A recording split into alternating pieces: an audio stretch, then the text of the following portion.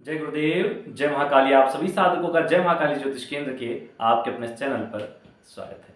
आज नाग कन्या शंखिनी नागिनी साधना, इस विषय पर एक छोटा सा प्रयोग देंगे जिसको कोई भी व्यक्ति कर सकता है और इस प्रयोग के माध्यम से आसानी से नाग कन्या सिद्धि हो जाती है और एक ऐसी सिद्धि है जो बड़े बड़े काम चुटकियों में कर देती है। ऐसे काम जो बड़ी बड़ी साधनाओं से नहीं होते, ऐसे काम जिनके लिए आप बड़ी मेहनत करते हैं और फिर भी वो अधूरे रह जाते हैं, ऐसे चमत्कार जिनको आप सोच नहीं सकते, ऐसी सफलता जिस पर आप विचार नहीं कर सकते। चमत्कारिक रूप से आप ये जीरो से हीरो बना देने वाली साधना है। नाग साधनाएं जितना रिजल्ट जल्दी देती है उतनी अन्य साधनाएं नहीं दे पाती।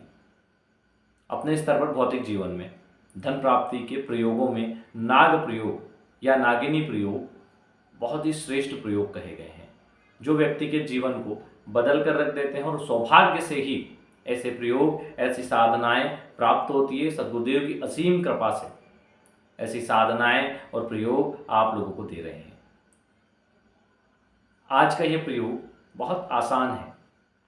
किसी भी शुक्ल पक्ष की पंचमी से इस प्रयोग को आप शुरू कर सकते हैं।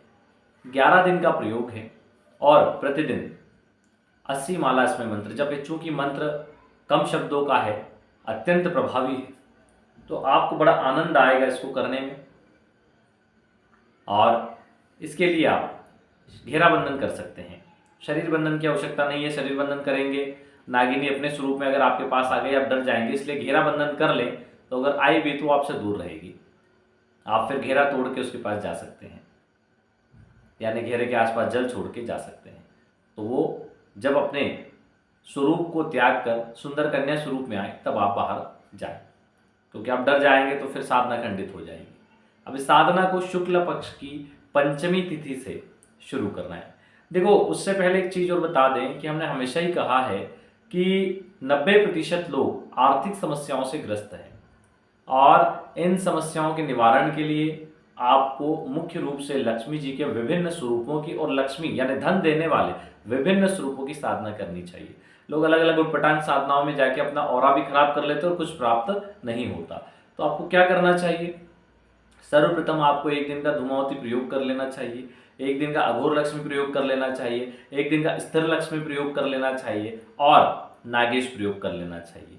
ये प्रयोग आपको सर्वप्रथम करने चाहिए। उसके बाद आपको सोनाकर्षण भैरव, कुबेर प्रयोग, धंधा यक्षिणी, अष्ट लक्ष्मी और सहस्त्र लक्ष्मी, ये 5 प्रयोग करना चाहिए। तो जीवन में बहुत अनुकूलता आ जाएगी, बहुत बहुत अनुकूलता। धन से संबंधित कई रास्ते खुल जाएंगे, आपको पता ही नहीं चलेगा आप कब समृद्ध हो गए। ऐसे रास्ते खोल देंगे। ये जो प्रयोग हैं अपने प्रभाव आपको शुरू दिन से लगा के 4 महीने के अंदर अंदर जबरदस्त देखने को मिलेगा और अगले कई साल तक ये अपना प्रभाव देते रहेंगे। ऐसी ऐसी अपॉर्चुनिटीज आपके पास आएगी कि आप समझ भी नहीं सकते। तो इसलिए इन प्रयोगों को जरूर करें। साथ में अपनी जन्म कुंडली में जो नवम भाव और एकादश भाव के स्वामी है उसकी स्थिति के अनुसार उनके उपाय और मंत्र जप अवश्य कर ले। हम हमेशा बोलते हैं कि कुंडली विश्लेषण करवा के अपने दोष निवारण या जो समस्याएं उनको पता कर लो, ताकि उनके निमित्त आप उपाय या उनका निवारण करवा सको। चलिए आगे बढ़ जाते हैं। शुक्ल पक्ष की पंचमी को इस साधना को आपको स्टार्ट करना है। किसी भी नदी जहाँ 2 नदियों का संगम हो वहाँ पर आप बैठ जाएं।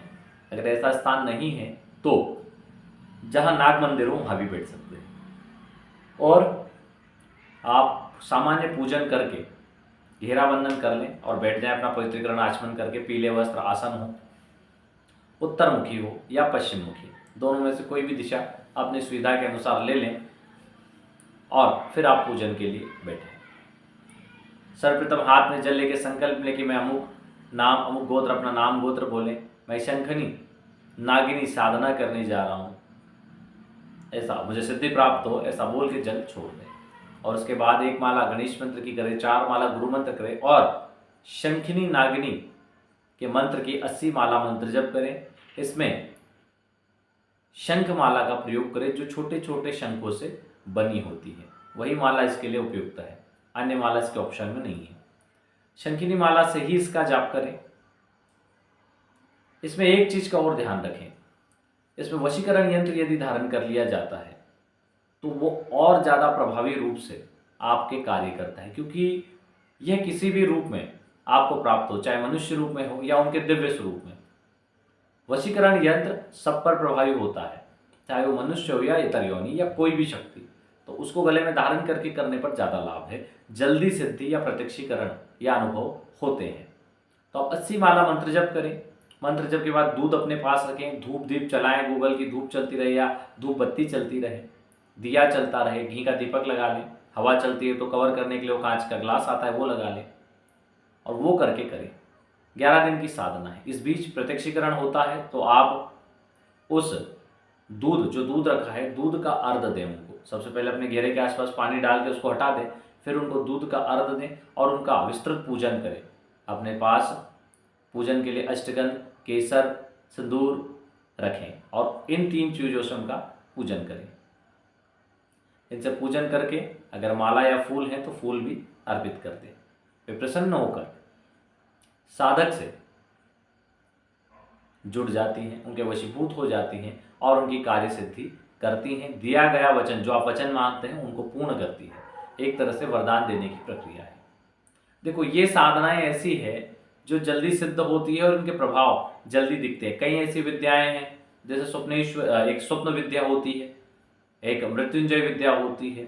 इनको 3-3 साल, 6-6 साल लगते हैं। एक माला जप होता है इनमें, लेकिन 3-3 साल, 2-2 साल, 1-1 साल, 6-6 साल तक कुछ में तो है। एक भूत भविष्य वर्तमान की ऐसी सिद्धि है जो एक माला जप करके सोने वाली है, वो 6 साल में सिद्ध होती है। अब प्रेतनी हो गई या नागिनी सिद्धि हो गई, ये सिद्धियां कुछ ही महीनों में सिद्ध हो जाती है, कहें कि दिनों में सिद्ध हो जाती है। तो ऐसी साधनाओं को करना चाहिए, क्योंकि व्यक्तियों के पास इतना समय नहीं है कि वो लंबी लंबी साधनाओं को करे। क्योंकि इस साधना को आप करते हो तो ये साधना प्रत्यक्ष होगी तो जीवन संवार देगी, अप्रत्यक्ष रूप से भी सिद्ध हो गई तो सभी मनोकामनाओं को पूर्ण कर देगी। प्रतिदिन जाप करने के बाद, देखो, माला हमेशा गौमुखी में ही जाप करो, ठीक है। ये उंगली बाहर रहेगी, ये टच ना हो, और मनके के पास से पलटा लिया करो, मनके को क्रॉस मत करा करो, पहली चीज। दूसरी चीज कि आप माला को जमीन पे नहीं रखेंगे, कोई कटोरी दोना पास में रखें, उसमें ही रखें, गोमुखी के साथ ही रखते, जमीन पे ना रखें। और प्रतिदिन आपका जो भी दीपक वगैरह आप वहाँ रख रहे हो, उठा के वापस ले आओ। प्रतिदिन आप इस साधना को शुरू करो। ये ब्रह्म मुहूर्त में भी की जा सकती है। इसको 4 बजे यानी 3:30 बजे उठ के कंप्लीट हो जाओ, 4 बजे साधना स्टार्ट कर दो, या रात्रि को 10 बजे की बात करो। दोनों ही प्रकार से साधना को किया जा सकता है। घेराबंधन आवश्यक है। घेराबंधन का मंत्र जो हमने प्रेतनी सिद्धि के वीडियो में दिया है, वही इसमें भी डिस्क्रिप्शन में दे देते हैं और आपको स्क्रीन पे भी दे देते हैं। दोनों मंत्र नोट कर लीजिए। घेराबंधन का पहले नोट कर लीजिए, ओम शीतली शीतल वजुर के ताल, 700 देवी लुरे अकेरा, धर दे वीर, पटक दे वीर, अरे अरे विभीषण बल देखो तेरा, शरीर बांध दे मेरा। तो शरीर की जगह घेरा बांध दे मेरा, ठीक है। घेरा बांध दे मेरा, जहाँ शरीर बांध दे मेरा है वहाँ घेरा बांध दे मेरा करना है, क्योंकि ये शरीर बंधन मंत्र है। तो आपको स्क्रीन पे शरीर बांध दे मेरा दिख रहा है, यहाँ पर घेरा बांध दे मेरा ये लिखना है, ठीक है। मेरी भक्ति गुरु की शक्ति, पूर्व मंत्र ईश्वरो वाचा। अब इसके बाद शंखिनी यक्षिणी का जो मंत्र है उसको नोट करिए। ओम